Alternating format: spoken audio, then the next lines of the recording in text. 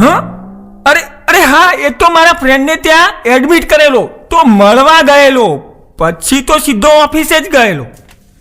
આમે તમે બાપ દીકરો ક્યાં જાઓ છો, શું કરો છો, એની સાચી વાત ઘરે ક્યારે કરો છો ખરા?